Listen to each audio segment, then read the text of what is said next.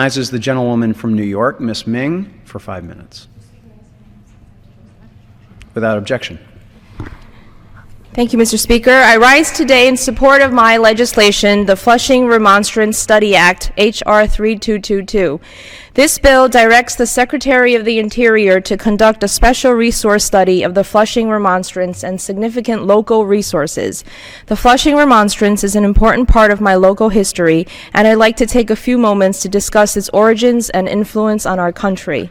The Quakers of the mid-17th century were prohibited from practicing their religious traditions in New Netherland, which included parts of what is now New York State. In response, a group of local activists wrote the Remonstrance as a declaration against religious persecution.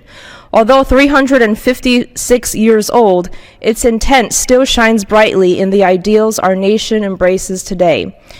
On December 27, 1657, 30 English citizens stood against oppression and asserted the rights of Quakers and other religious minorities to practice their religion.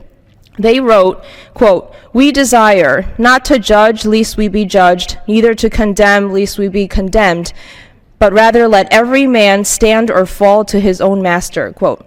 This petition, known as the Flushing Remonstrance, made a forceful argument against judging and condemning others for what they believed.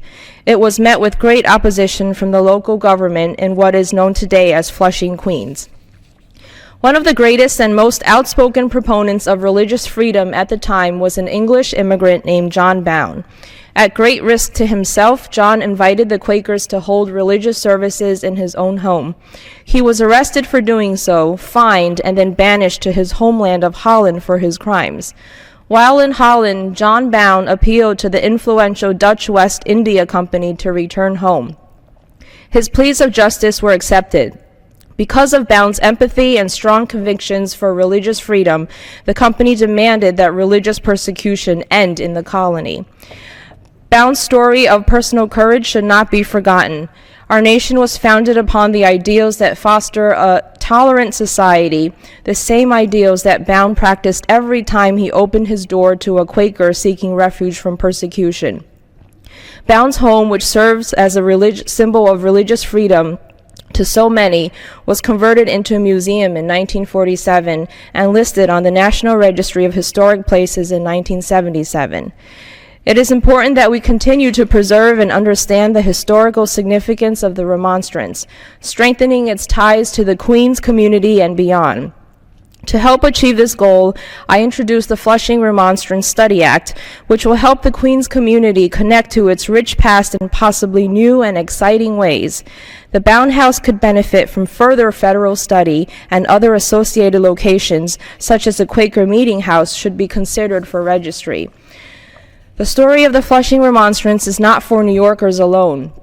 It is a precursor to a fundamental right to practice one's religion. It is a value in our First Amendment. I'm proud to represent a district that tended to the early roots of religious freedom that have now grown into an unquestionable American right. I hope the Flushing Remonstrance Study Act and the December 27th anniversary will help us all remember the courage of John Bown and the passion for religious freedom held by the authors of the Flushing Remonstrance. Thank you, Mr. Speaker. I yield back.